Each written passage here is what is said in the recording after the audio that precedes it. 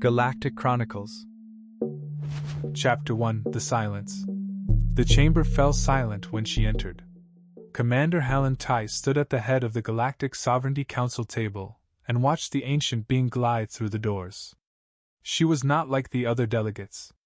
They wore ceremonial armor or formal uniforms, clothing that announced their status and power.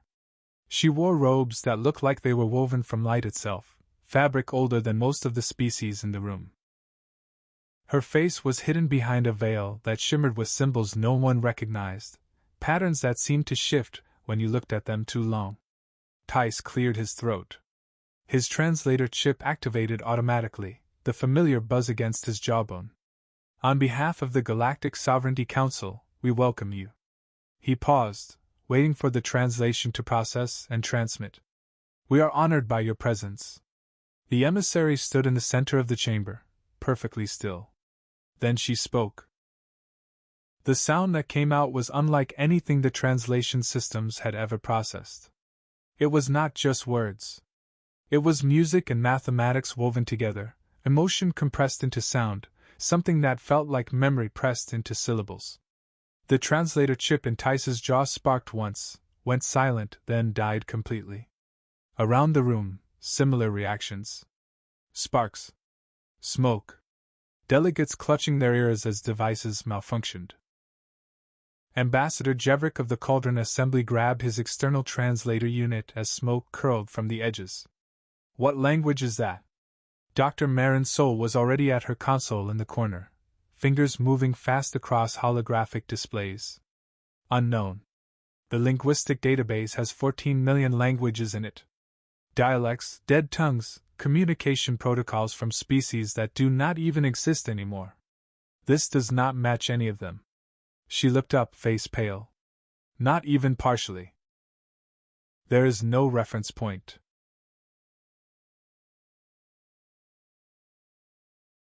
The emissary spoke again. Her voice rose, and it might have been urgency or anger or grief. Her hands moved in gestures that looked like they meant something. Pleading, maybe? Warning. It was impossible to tell. Tice felt sweat forming on the back of his neck. This was supposed to be simple. The Ethrin had requested an audience after 10,000 years of silence. Their civilization was older than recorded history for most species in the galaxy. No one knew why they had withdrawn from galactic affairs. No one knew why they were reaching out now. This meeting could mean alliance, technological exchange, new trade routes. Or it could mean annihilation. The Ethrin had weapons that predated modern physics. Get every translator we have, Tice ordered, his voice cutting through the confused murmurs. Linguists, xenoanthropologists, anyone who specializes in dead languages or ancient communication protocols. I want them here now. Move. 3 aides rushed from the room.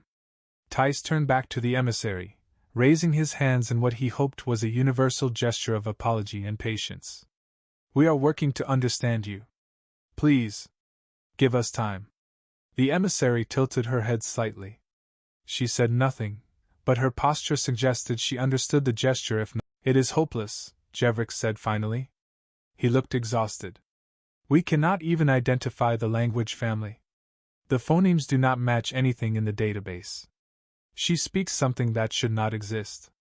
Dr. Sol rubbed her eyes. It is possible this is a constructed language. Something created specifically for this meeting. But why would they do that? To test us, maybe? Jevrick's voice was bitter. To see if we are worthy of communication. Tice shook his head. No. Look at her. He gestured at the emissary. She is not testing us. She came here expecting to be understood. This is a failure of our systems, not her intentions. Then we will find another way. Tice activated the station-wide comm system, broadcasting to every deck, every section, every corner of the massive orbital platform. This is Commander Tice. Emergency linguistic request on all channels. Does anyone on this station recognize the language being spoken in Council Chamber 1? I repeat, does anyone recognize this language? The responses came back immediately. Negative from the medical bay. Negative from engineering. Negative from the civilian quarters. Negative, negative, negative. 43 responses, all the same. Then, crackling through on a maintenance frequency, barely audible over the static, I do. Every head in the room turned toward the speaker. Tice leaned forward. Repeat that. I said I do. The voice was female, young, and uncertain. I recognize it. I think I can speak it. Dr. Soul was already tracing the signal, her fingers flying across her console. Docking Base 7, Cargo Section. She looked up, confusion clear on her face. It is coming from a freight loader. Tice didn't hesitate. Bring her here. Now. 2 security officers left immediately. The council chamber fell into an awkward silence. The emissary remained perfectly still, but something in her posture suggested attention, focus, as if she had heard the exchange and understood its significance. 15 minutes later, the doors opened again. Chapter 2: The Dock Worker. Kessa Varn had never set foot in the council chambers. She had never imagined she would. Dock workers did not enter halls where empires were negotiated and star systems were redistributed on maps like game pieces. She stood now in those halls wearing coveralls stained with hydraulic fluid and carbon scoring, surrounded by beings whose clothing cost more than her yearly salary. Her hands shook. She tried to hide it by clasping them behind her back, but it did not help. You were the one who contacted us. Tice studied her with barely concealed skepticism. His eyes moved from her worn boots to her stained coveralls to her face. You claim to know this language. Kessa could not stop staring at the ancient delegate. The emissary's robes caught the light in ways that should not have been possible, and even through the veil, Kessa felt the intensity of her gaze. I do not claim anything, sir. I just know it. I have known it my whole life. Impossible. Jevrik stepped forward, his diplomatic robes swishing. You are Vulpine. Your species has been part of the sovereignty for less than 4 centuries. This language predates your existence by millennia. He gestured at the data displays still showing failed linguistic analysis. Our best systems cannot decode it. How could you possibly know it? Kessa did not have an answer for that. She only knew what she knew. My grandmother taught me. And her grandmother taught her. It has been in my family for as long as anyone can remember. That proves nothing. Jevrik looked at Tice. This could be a coincidence. Similar sounding phonemes. Pattern recognition error. We should not waste time on. The Vulpine Diplomat moved suddenly. She spoke directly to Kessa. The words washed over her like a memory of home she had never known. Her grandmother's voice, singing her to sleep when nightmares came. Her mother's lullabies, hummed while preparing meals in their cramped station quarters. The songs her father would hum while repairing ancient machinery that no one else remembered how to fix, machines that should have been scrapped generations ago, but still ran because he understood them. Kessa opened her mouth. The words came out clumsy, unpracticed, her accent probably terrible. But they carried meaning. She spoke back to the diplomat in that ancient, impossible tongue, and as she did, something in her chest loosened. It felt like coming home after a long time away, recognizing a place you had forgotten you loved. The room erupted in noise. Voices overlapping. Someone dropped a data pad. Translate that, Tice ordered, his voice cutting through the chaos. Every word. Exactly. Kessa nodded and turned to face the council, forcing herself to look at these powerful beings as equals rather than superiors. She says she greets the last of the scattered children. She says she thought we were extinct. Dr. Soul was typing frantically, recording everything. Scattered children? What does that mean? Kessa listened. Dr. Soul looked up sharply. She is saying Vulpines are Ethan wayfarers? Not exactly. Kessa shook her head, listening to the rapid musical explanation. The emissary's hands moved as she spoke, tracing patterns in the air that seemed to have meaning. Vulpines are descended from one wayfarer colony. We were supposed to preserve the language, keep the knowledge safe, pass it down through generations. But we forgot. Most of us forgot. The language became fragments. Bits of grammar in dying tongues. Lullabies nobody knew the meaning of anymore. Songs without context. The diplomat spoke again, longer this time, her voice heavy with emotion. Kessa felt her throat tighten as she listened, understanding not just the words but the weight behind them. She says her people are dying. Their sun is failing. They have known for decades, but there is nothing they can do to stop it. They sent her to find the wayfarers, to ask if any still remembered. If any could help rebuild what was lost. She paused, the next words difficult. She has searched 100 worlds. Every wayfarer colony has forgotten. The language is dead everywhere. She paused again. We are the last. The council chamber went silent. Even Jevrik seemed at a loss for words. Tai stepped forward. Ask her how many. How many Ethrin need help? Kessa translated. The emissary's response was immediate. 9 billion. Chapter 3, The Question. The number hung in the air like a weight. 9 billion, Dr. Soul repeated quietly. That is not a colony. That is an entire civilization. Jevrik found his voice first. That is impossible. We cannot accommodate 9 billion refugees. The logistics alone. The emissary spoke again, and Kessa translated. They have ships. 43 vessels, built over the last 30 years. Everything they need to survive the journey. What they do not have is a destination. Every habitable world in their territory is claimed or dying. Tice rubbed his jaw where his translator chip used to be. Why come to us? Why the sovereignty? Kessa listened to the response, her heart sinking as she understood. Because of the Wayfarer Covenant. It is an ancient law, older than the sovereignty itself. Those who carry the Ethrin legacy must help when called. She met Tice's eyes. She is not asking the sovereignty for help. She is asking us. The Vulpines. Jevrik leaned forward. And you? Why do you remember when others do not? If this language is truly extinct everywhere else, why does your family still speak it? Kessa felt heat creeping up her neck. The question touched something she had always been ashamed. She says it is not gibberish. She says it is hope. She says the poor inherit what the rich discard, and sometimes what they discard is the only thing that matters. She says my grandmother was a keeper, and her grandmother before her, going back through generations.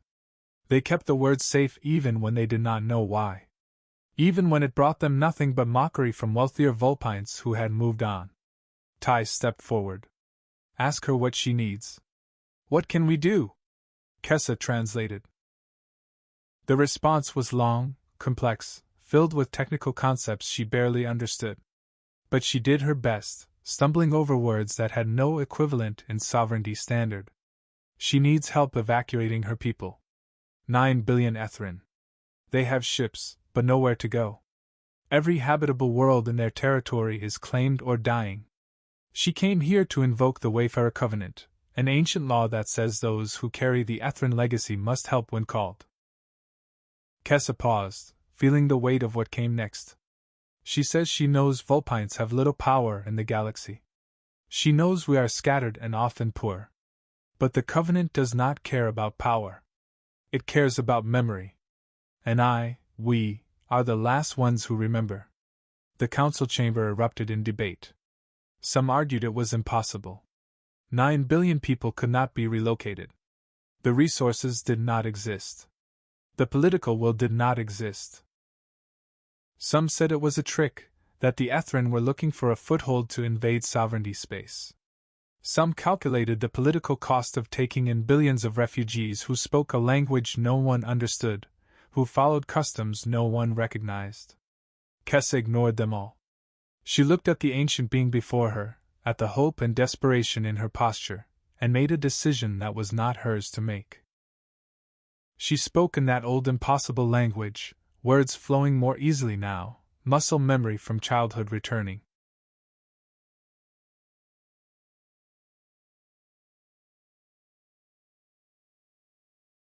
We will help. I cannot speak for governments or councils. I cannot promise ships or worlds. But I can speak for my family, my community, the forgotten Vulpines who kept your words alive without knowing why. We will help. We always help our own. The diplomat's hands flew to her veil. When she pulled it back, her face was not alien at all. It was ancient, yes, carved from different evolutionary pressures, different skies, different challenges. But the eyes were familiar. The grief was familiar. The hope was familiar. We are all wayfarers, she said in perfect, unaccented sovereignty standard. Her voice was clear, musical even in the common tongue. I learned your language in preparation for rejection. I am grateful I was wrong. Tice stared. You speak our language. Then why the test? The Ethrin looked at Kessa, not at Tice. Because I needed to know if any of you still remembered where you came from. Technology can translate words. Any machine can do that. Only the heart can translate meaning. Only those who hold tight to the past can imagine a future worth building. She turned to the full council. I will speak your language now. The negotiations can proceed. But I will negotiate only with her. She gestured to Kessa. Because she is the only one who remembered that being poor does not mean being powerless. That heritage is not a weight to shed, but a strength to carry. Kessa felt the weight of every eye in the room settle on her like a physical thing. Chapter 4: The Offer. Absolutely not. Jevrik slammed his hand on the table, the sound echoing in the chamber. She is a dock worker. She has no diplomatic training, no security clearance, no authority to negotiate on behalf of the sovereignty. This is absurd. And yet she is the only one the Ethrin will speak to. Tice rubbed his temples. He looked tired, older than he had an hour ago. We do not have a choice. We always have a choice. Jevrik gestured at Kessa like she was not standing right there. She could be working with him. This could be a setup. We know nothing about her background, her loyalties, her. Dr. Sol pulled up a file on her console, cutting him off. Kessa Varn. 32 years old. Born on Terrace Colony, outer edge of sovereignty space. Family records go back 7 generations, all lower-income laborers. Mining, freight handling, station maintenance. No criminal record. No political affiliations. No suspicious contacts or travel patterns. She glanced at Kessa. She is exactly what she appears to be. Which is exactly why this makes no sense. Jevrik shook his head. The Ethrin are an ancient civilization. Among the oldest in the galaxy. They would not trust something this important to a freight loader. There has to be another explanation. The emissary, who had been silent during the argument, finally spoke. Her voice was calm, but it carried weight that made everyone stop talking. I do not trust her because of her profession. I trust her because of her memory. Because her people were poor enough to hold on to what others threw away. That is a strength your society does not value, and that is precisely why I value it. She paused. You measure worth in credits and influence. I measure it in what endures when everything else is stripped away.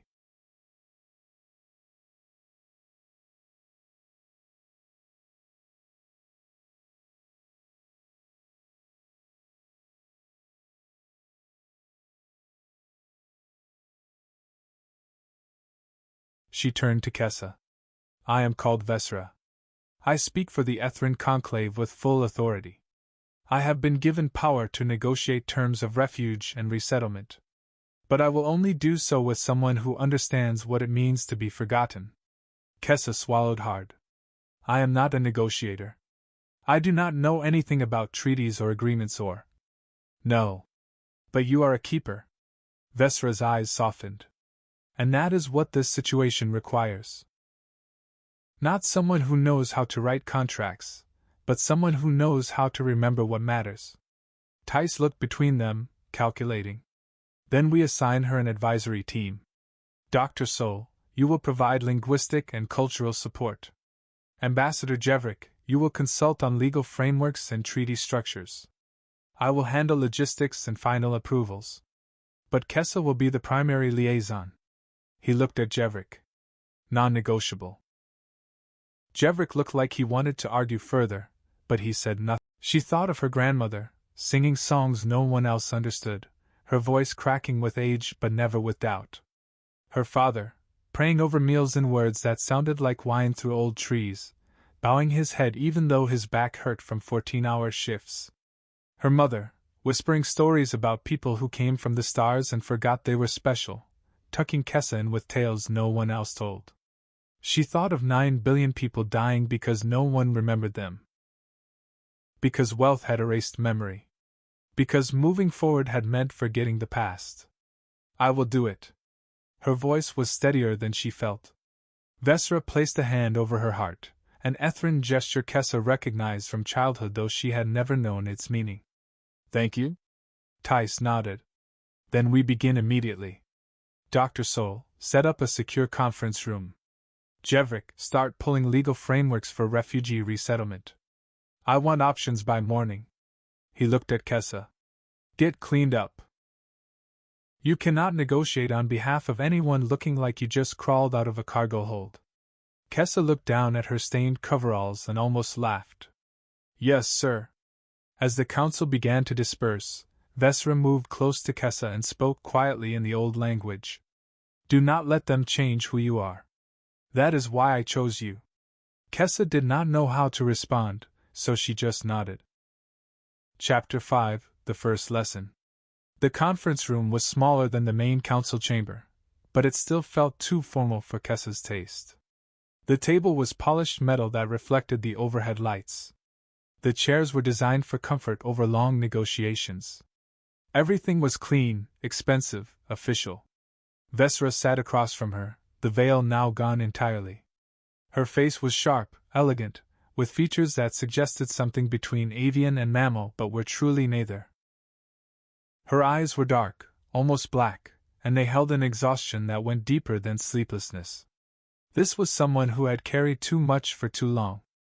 Dr. Sol sat to Kessa's left, a tablet in hand, ready to take notes. Jevrik sat to her right, arms crossed, clearly still unhappy with the arrangement. A holographic display floated above the center of the table, waiting to be activated. Vesra began without preamble. The Ethrin conclave consists of 9 billion individuals spread across 43 vessels. Our home system is no longer habitable. The Sun has entered a decay phase that will render all planets uninhabitable within 3 solar cycles. How long is that in standard time? Kessa asked. 18 months. Dr. Sol looked up from her tablet, face pale. That is not much time to relocate 9 billion people. No. It is not. Vesra folded her hands on the table. We have been preparing for this for decades. Since the first signs of stellar decay. The ships are ready. The people are ready. Medical supplies, food stores, cultural archives, everything we need to survive the journey. What we do not have is a destination. Jevrik leaned forward. The sovereignty controls hundreds of habitable worlds. Surely we can allocate space.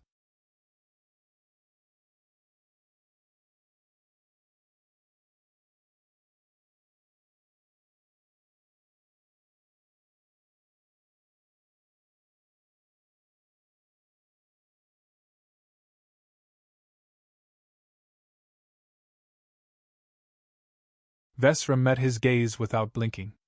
And how many of those worlds are already inhabited? How many have populations that will welcome 9 billion refugees who speak a language no one understands, who follow customs no one recognizes, who worship gods that have been dead for millennia? Jevrik said nothing. Kessa felt something click in her mind, a recognition of what Vesra was really asking for. You do not just need space. You need a place where you will not be erased. Where you can still be Ethrin. Vesra's expression softened, relief visible in the way her shoulders dropped slightly. Yes. Exactly. Dr. Sol made a note on her tablet. What do the Ethrin need in terms of environment? Gravity, atmosphere composition, temperature ranges, radiation levels? We are adaptable. Vesra waved a hand. We have survived in many conditions over our history. But we would prefer worlds that are not already densely populated. Frontier space, perhaps. Places that need people more than they need conformity. That would be easier to negotiate. Jevrik nodded slowly, his expression thoughtful. Frontier worlds are always looking for labor and development support. If the Ethrin can contribute to infrastructure development, agriculture, resource extraction, that changes the political calculations significantly. Kessa looked at Vesra.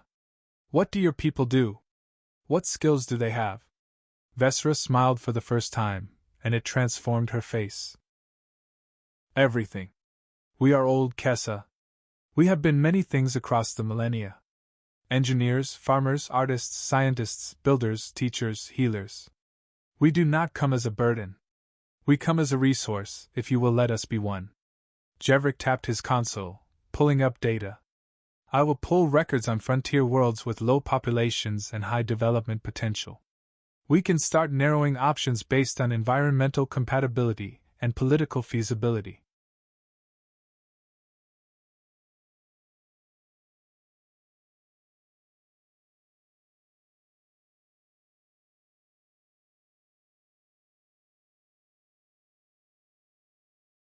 Dr. Soul looked at Vesra. What about cultural preservation? Will your people want to integrate with existing populations, or will they maintain separation? Both. Vesra's voice was careful. We do not wish to erase ourselves, but we also do not wish to be isolated. We want to be part of something. He died 5 years ago. Kessa's voice was steady despite the ache. Accident on a station dock. Equipment failure. A crane collapsed during a shift change. She had learned not to cry about it years ago. He taught me the songs, though. Before he died. Made me promise I would not forget them, even if they seemed useless. That is what matters now. Vesra reached across the table and took Kessa's hand. Thank you? For remembering. For helping. For being what your people were always meant to be. Kessa did not know what to say to that, so she just held on. Chapter 6: The Resistance. The next morning, Kessa learned that not everyone was on board. She was in the council observation deck, reviewing the list of potential settlement worlds Dr. Soul had compiled overnight, when Jevrik entered. He did not look happy. Actually, he looked furious. We have a problem. He activated a holoscreen without preamble. 16 member worlds have formally objected to the resettlement plan. They are citing resource strain, security concerns, and cultural incompatibility. Kessa frowned. We have not even finalized the plan yet. How are they objecting already? Because word got out. Jevrik's tone was clipped. The council is not a closed system. People talk. Aides gossip. Journalists have sources. And now the political blowback is starting. He pulled up news feeds from a dozen worlds. Headlines scrolled past. Ancient aliens demand refuge. Sovereignty to accept billions of refugees. Who are the Ethrin? Dr. Soul entered behind him, carrying a steaming cup of something that smelled like coffee but probably was not. It is worse than that. 3 frontier governors have issued statements refusing to accept Ethrin refugees. They are calling it an invasion. Kessa felt cold. An invasion? We are talking about refugees. People whose world is dying. Soul nodded. They are scared. 9 billion people is not a small number. Even spread across multiple worlds, it will change the demographics of entire regions. Change political power structures. Change economic systems. Jevrik pulled up news feeds. Protests were already happening on a dozen worlds. Signs read sovereignty first, and no space for strangers and charity begins at. Kessa stared at the screens, feeling sick. This is happening because of me. No. Soul's voice was firm. This is happening because people are afraid of change. You did not cause that.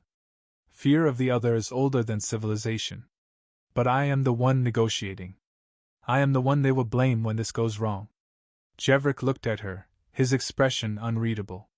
If you want to back out, now is the time. Before this gets worse. Before the political cost becomes too high. Kessa thought about Vesra. About 9 billion people dying slowly in the void because no one wanted to make room. She thought about her father, who spent his life fixing things other people threw away, who never gave up on something just because it was hard. No. I am not backing out.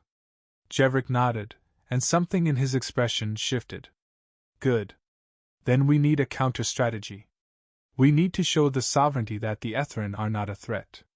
That they bring value, not just need. Dr. Soul pulled up a file on her tablet. Then we make that public. Kessa looked at Jevrik. Can we arrange a broadcast? Let Vesra speak directly to people? Let them see her, hear her, understand what this is really about. Jevrik hesitated. That is risky. If it goes badly, if she says the wrong thing or comes across as threatening, it will make things worse. Much worse. And if we do nothing, it will get worse anyway. Kessa met his gaze. People are scared because they do not understand. Let them hear her. Let them see what I see. Dr. Soul nodded. I agree. Fear grows in silence. The longer we wait, the more rumors will spread, the more people will fill in blanks with their worst assumptions. Jevrik sighed. I will talk to Commander Tice. But if we do this, it has to be perfect. No mistakes. No misstatements. No room for misinterpretation. Chapter 7: The Broadcast. The broadcast was scheduled for the following evening, which gave them less than 24 hours to prepare. Vesra would speak for 10 minutes, followed by a brief question session with pre-screened journalists. It would be transmitted across the entire Sovereignty network, potentially reaching billions of viewers. Kessa sat with Vesra in the preparation room, watching her practice her remarks for the 4th time. Vesra had gone through the speech over and over, adjusting words, changing emphasis, trying to find the right tone. She seemed nervous, which surprised Kessa. The emissary who had stood silent and patient for 3 hours in the council chamber, who had faced rejection and hostility with perfect composure, now fidgeted with her sleeves. You do not need to be perfect. Kessa leaned forward. You just need to be honest. Vesra smiled faintly. Honesty is what I am afraid of. What if the truth is not enough? What if people hear my words and still choose fear? Then we find another way. But we start with the truth. That is all we have. Dr. Soul entered the room carrying a data pad. We have the audience projections. Estimated viewership is somewhere between 4 and 6 billion across Sovereignty space. She paused. That is a lot of people. Vesra's hands stilled. 6 billion. She repeated the number like she was testing its weight. Kessa reached across the table. You have spoken to crowds before. You were a teacher. Not like this. Vesra's voice was quiet. Not when everything depends on it. Not when 9 billion lives hang on whether I choose the right words. The door opened again. Commander Tai stepped in, followed by a media coordinator whose name Kessa had forgotten immediately after being introduced. The coordinator began running through technical details. Camera angles. Lighting adjustments. When the coordinator finally left, Kessa stood. Can we have the room for a moment?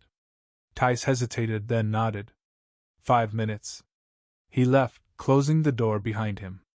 When they were alone, Kessa moved to sit beside Vesra instead of across from her. Tell me about your students. Vesra blinked. What? You said you were a teacher? Tell me about them. What were they like? Vesra's expression softened, the tension easing from her shoulders. There were 43 in my last class.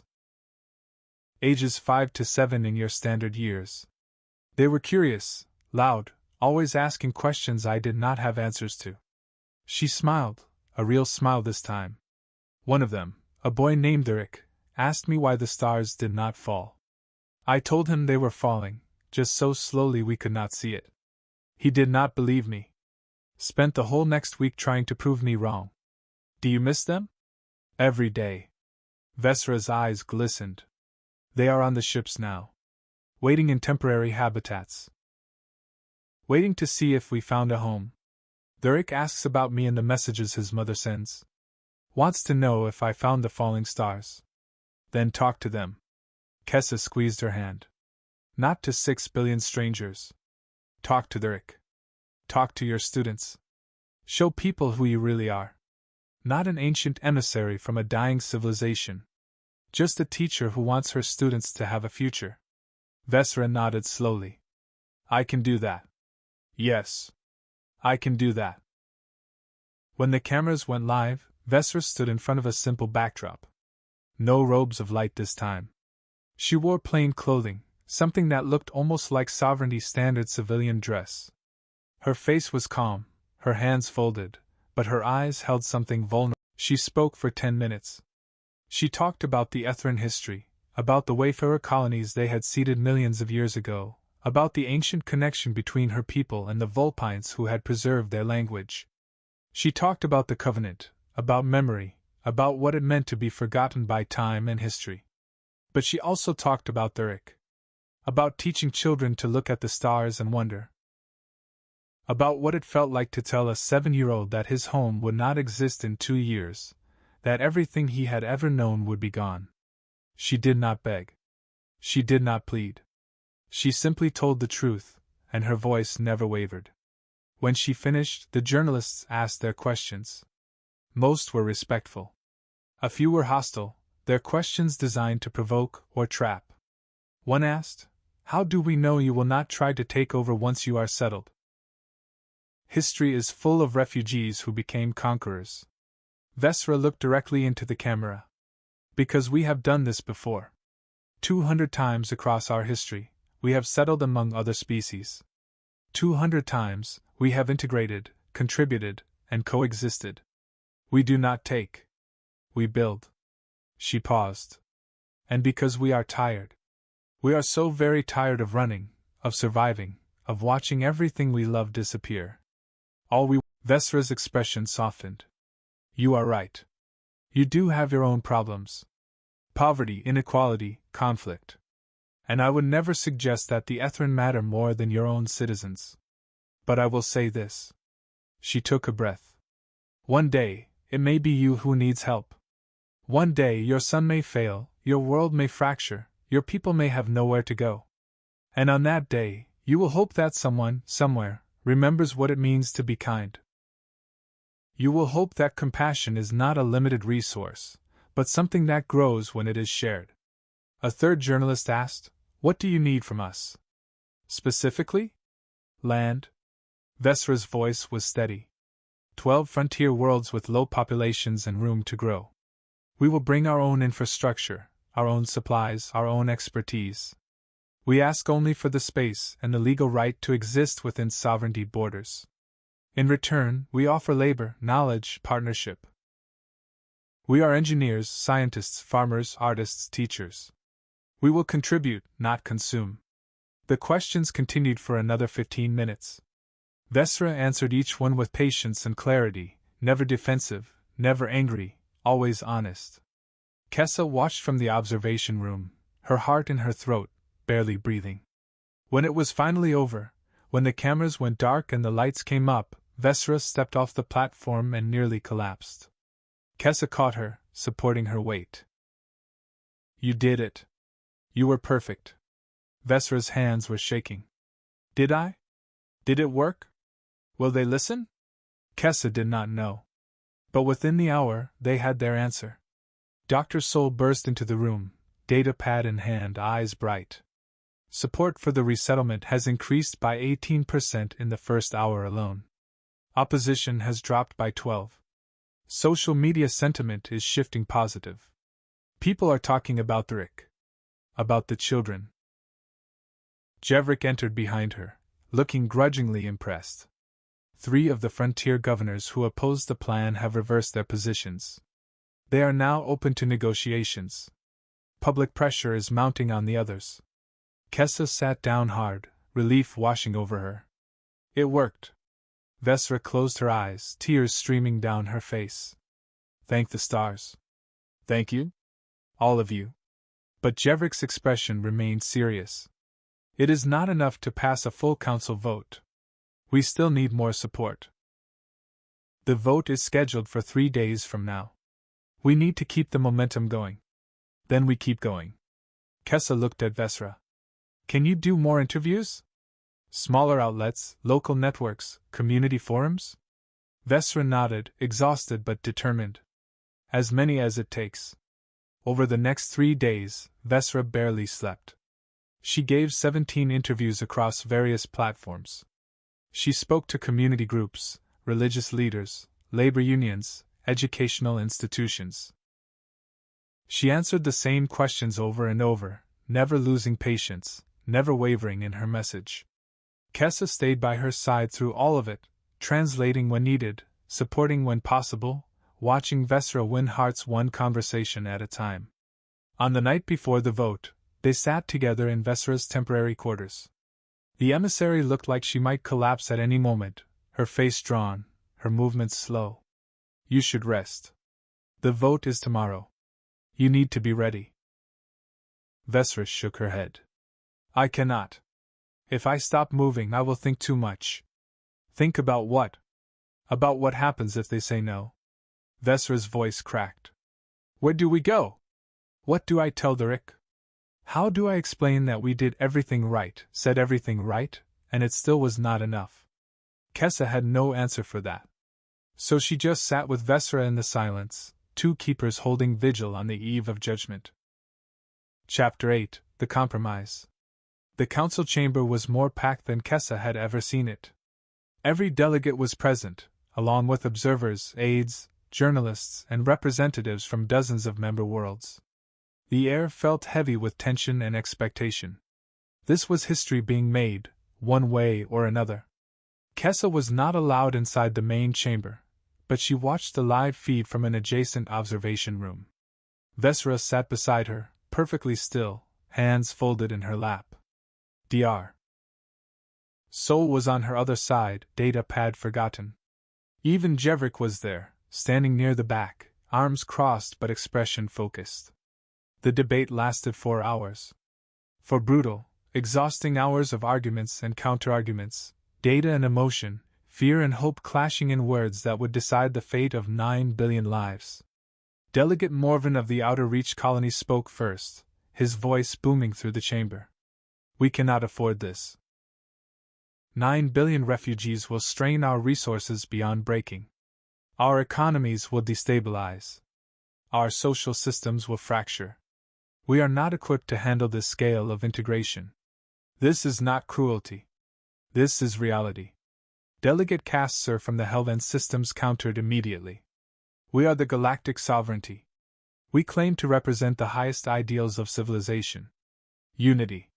Cooperation. Progress. If we cannot help those in desperate need, what is the point of our existence? Let us prove we are more than words and treaties. Back and forth it went. Arguments about logistics, economics, security, culture. Some delegates spoke with genuine concern about the practical challenges. Others with barely concealed xenophobia, their words coded but their meaning clear. Still others spoke about moral obligation, about the kind of civilization they wanted to be.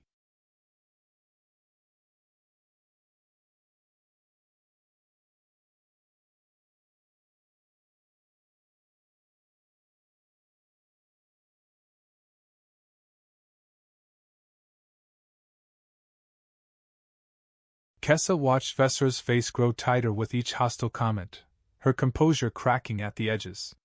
Then Jevrik stood. The chamber quieted immediately, surprised to see him speak. He had been silent throughout the earlier debate sessions. I have spent the last week reviewing Ethran history in detail. He activated a holographic display showing data, charts, historical records spanning millennia. In every documented instance of Ethran settlement among other species, host populations experienced measurable benefits within 5 standard years. Economic growth averaging 12%. Technological advancement. Cultural enrichment. Crime rates remained stable or decreased. Social cohesion improved. He paused, letting the data speak. The Ethran do not come to take. They come to build. And based on 200 instances of historical precedent, we will be better for having them.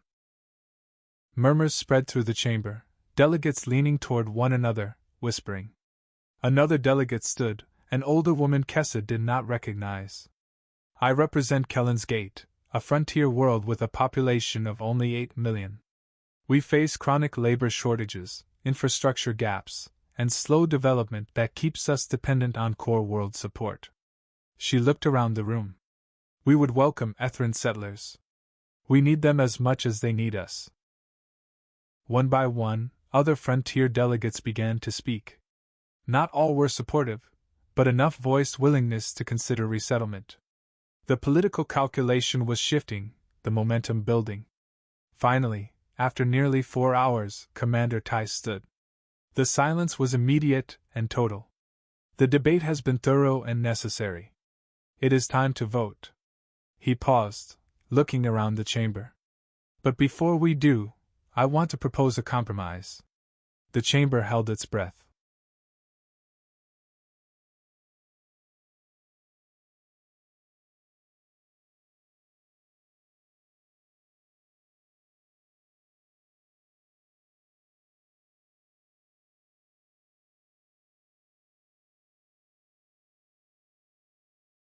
The sovereignty will allocate settlement space for 4 billion Ethran across 12 frontier worlds that have expressed willingness to participate. The remaining 5 billion will be granted temporary asylum in orbital stations and auxiliary habitats until additional worlds can be prepared and political support can be secured. Full integration will be phased over a 10-year period, with annual reviews to assess resource impact, economic integration, and cultural compatibility. Adjustments will be made as needed. It was not everything. It was not even half. But it was something. Delegate Morvan stood immediately. And if the integration fails? If conflicts arise? If the economic projections are wrong? Then we adjust. Tice's voice was firm. But we do not make decisions based on fear of hypothetical failures. We make them based on our values and the best data available. And both suggest this is possible. The vote was called. Kessa held her breath as the results came in. The holographic display showed numbers climbing in real time. Yes votes in green. No votes in red. Abstentions in yellow. It was close. Painfully, impossibly close. When the final count appeared, the chamber erupted in noise. Shouting, arguing, some celebrating, others protesting. The measure passed by a margin of 7 votes. Vesra exhaled slowly, tears streaming down her face. 4 billion.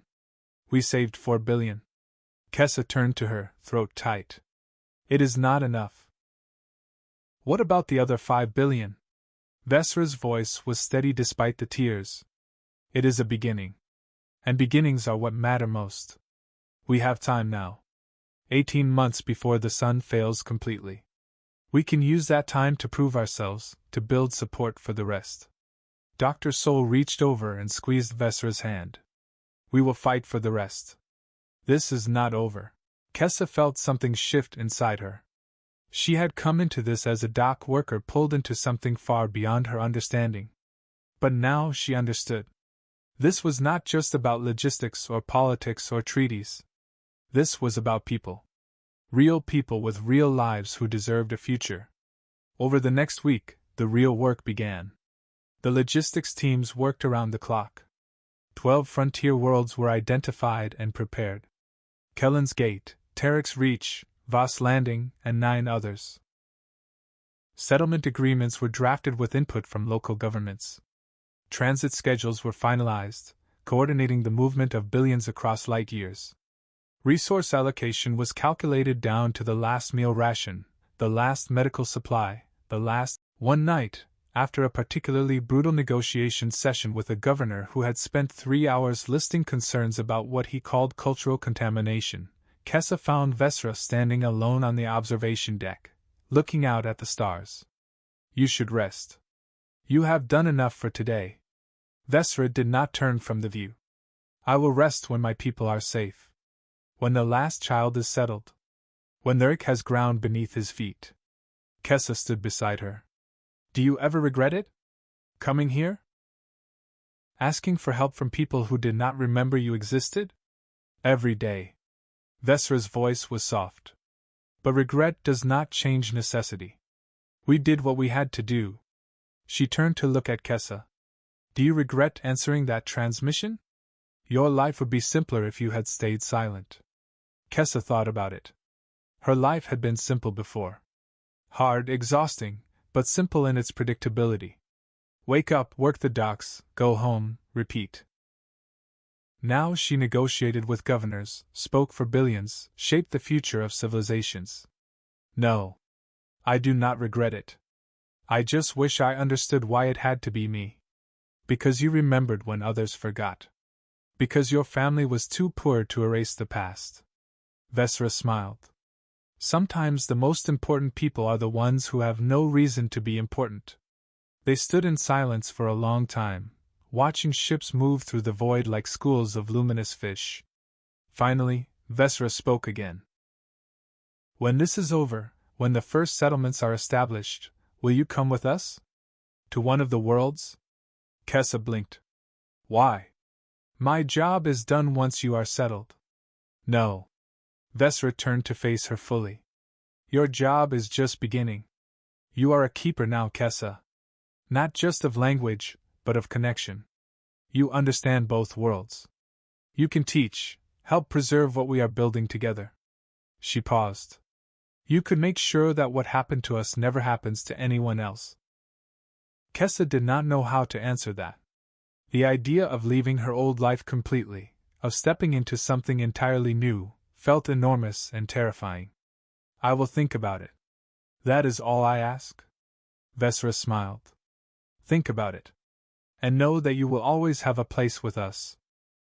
Chapter 9: The Departure. The first wave of Ethran vessels arrived 2 months later, right on schedule. Kessa stood on the observation deck of the council station and watched them come. Massive ships, older than most existing civilizations, drifted into sovereignty space like ancient ghosts returning home. There are so many. Her voice was barely a whisper. The scale was overwhelming, incomprehensible. Vesra stood beside her, eyes fixed on the approaching fleet with an expression Kessa could not quite read. And this is only the first wave. 16 ships. Each carrying approximately 250 million individuals in suspended animation and temporary habitats. Kessa tried to comprehend that number and failed completely. How do you even organize that many people? How do you keep track of them all? Very carefully. Vesra's smile was tired. We have had decades to plan this evacuation. Every family has an assignment. Every individual knows which world they are bound for, what their role will be.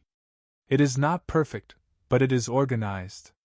The integration process began immediately and was controlled chaos from the start.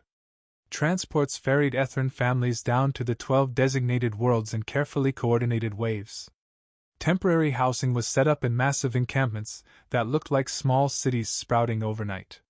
Supply chains were activated. Medical teams worked around the clock screening for diseases or biological incompatibilities that might cause problems.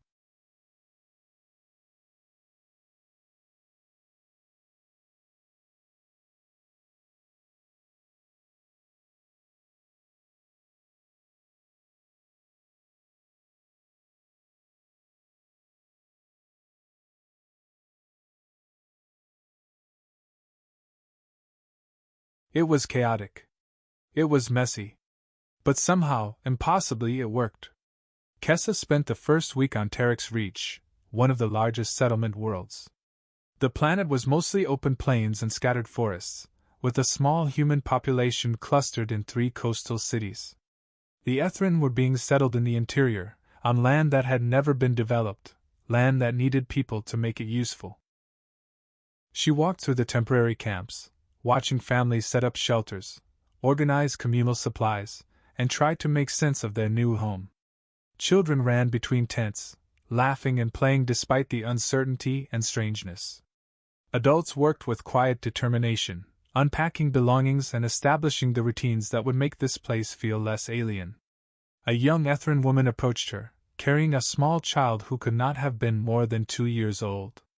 "Excuse me? Are you Kessa Varn?" Kessa nodded, surprised to be recognized. Yes.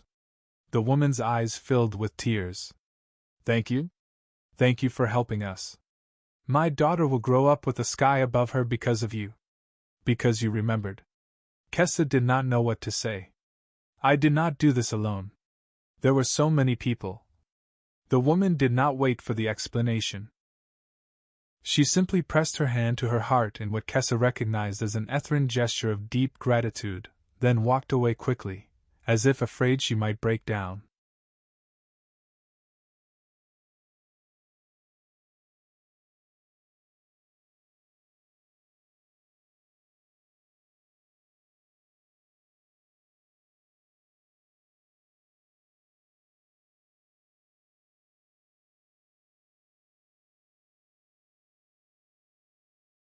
It happened again and again throughout that first week.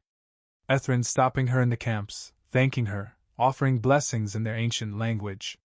Some gave her small gifts. Handmade tokens, preserved foods from the ships, family heirlooms. Kessa felt overwhelmed by it all. She was just a dock worker who had answered a call. She had only done what anyone should do. But Vesra corrected her one evening as they sat outside the main coordination tent. No. Not anyone. Most people would have stayed silent. Fear, uncertainty, the weight of responsibility, all of it pushes people towards silence. You chose to speak. That matters. Kessa translated for families who did not yet speak Sovereignty Standard, helping them navigate supply distribution, housing assignments, and medical screenings.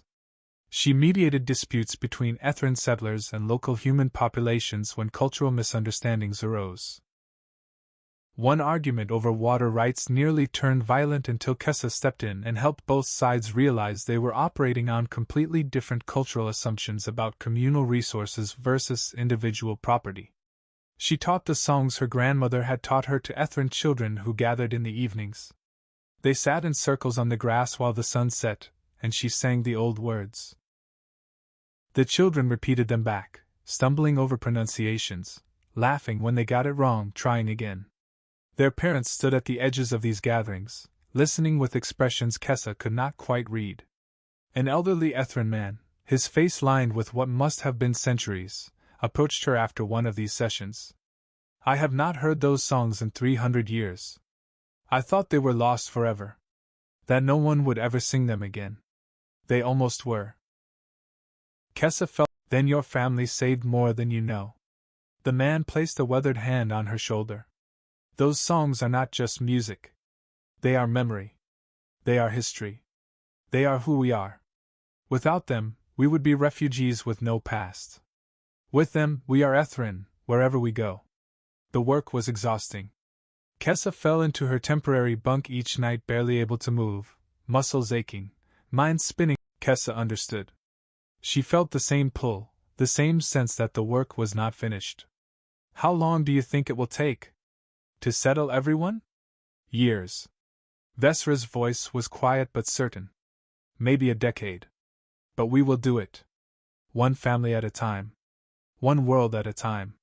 They sat in silence, watching the settlement come alive around them. Lights flickered on in shelters as darkness fell. Voices carried on the wind, speaking in the ancient language that Kessa now understood, a language she had helped save. Somewhere, a child laughed, the sound bright and hopeful. And you? Vesra turned to look at her. Will you stay? On Tarek's Reach, or another settlement world? Or go back to your old life? Kessa looked out at the growing settlement. Ethrin families setting up homes, planting gardens, building something entirely new from the ashes of what they had lost. I do not know. I have a job back on the station. A life there, I guess. People who know me. You have a life here too. Vesra's voice was gentle but insistent. If you want it. We need keepers, Kessa. Not just people who remember the language, but people who understand what it means to preserve culture while building something new. Kessa did not answer. She was not ready to decide yet. The weight of that choice felt too large. Chapter 10: The Keeper. 3 months after the first settlements were established, Kessa stood in the council chambers once more. This time, she was not wearing stained coveralls from the docks. She wore formal attire provided by the Sovereignty Diplomatic Corps, tailored to fit her exactly. The fabric felt strange against her skin, too clean, too expensive, too far from who she had been. Commander Tice stood at the head of the table. Behind him, a massive holographic display showed statistics, images, and data from all 12 settlement worlds. The Ethran resettlement is progressing ahead of all projections. 4 billion individuals have been successfully integrated across 12 worlds. Economic impact has been net positive in 11 of 12 locations. Infrastructure development is exceeding expectations. Cultural integration protocols are working better than our most optimistic models predicted. The remaining 5 billion are expected to be settled within the next 18 months as additional worlds are prepared. He paused, looking directly at Kessa. This success is due in large part to the efforts of one individual. Kessa Varn, who served as our primary liaison, cultural bridge, and advocate. Without her intervention at the critical moment, this council would still be trying to decode a dead language while billions died in the void. The council members nodded. Several applauded. Kessa felt heat creeping up her neck, uncomfortable with the attention and praise. She had not done it for recognition. She had done it because it was necessary.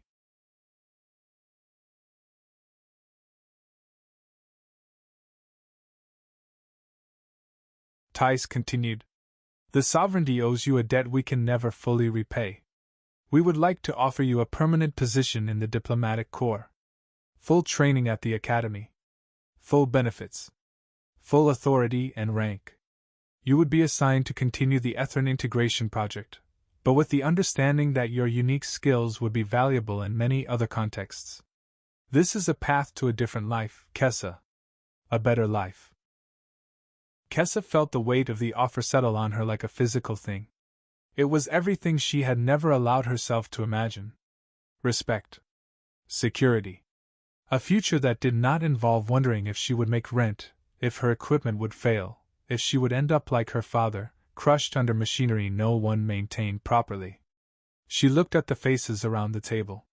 Jevrik, who had gone from skeptic to ally, who had fought beside her in negotiations. Dr. Sol, who had become something like a friend, who believed in the work they were doing. Commander Tice, who had trusted her despite every reason not to, who had given her authority she never should have had. Then she looked at Vesra, who stood quietly in the corner of the chamber, watching with dark eyes that held an entire civilization's hope and gratitude. Thank you, Commander. Kessa's voice was steady, clearer than she felt. I am honored by this offer. Truly. But I have to decline. The room went silent. Someone's data pad clattered to the table. Several delegates leaned forward, confused. Tice frowned. May I ask why? This is an extraordinary opportunity. Because I am not a diplomat.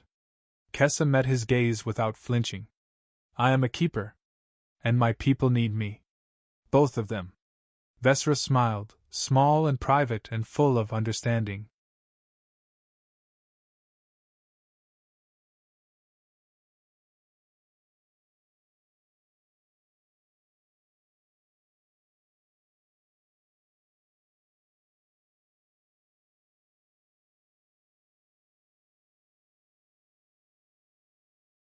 Kessa turned to address the full council. The Ethran are not just refugees we helped out of obligation. They are the oldest living culture in the galaxy. They carry knowledge, history, traditions that we have forgotten or nearly lost. What happened to them, this near extinction of their entire way of life, it could happen to anyone. To any of us. She paused, gathering her thoughts. I want to help preserve that. Not just for the Ethran, but for everyone.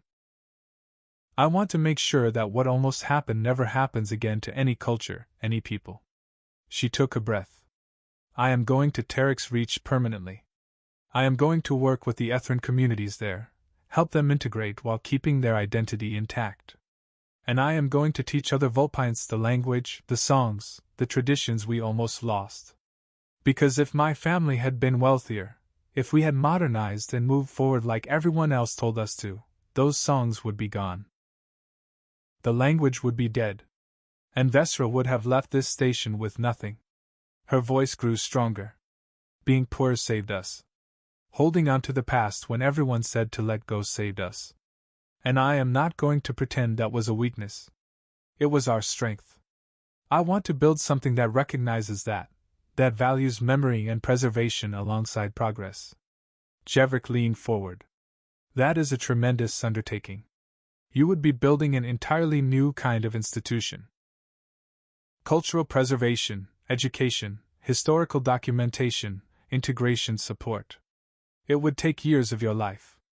Decades, maybe?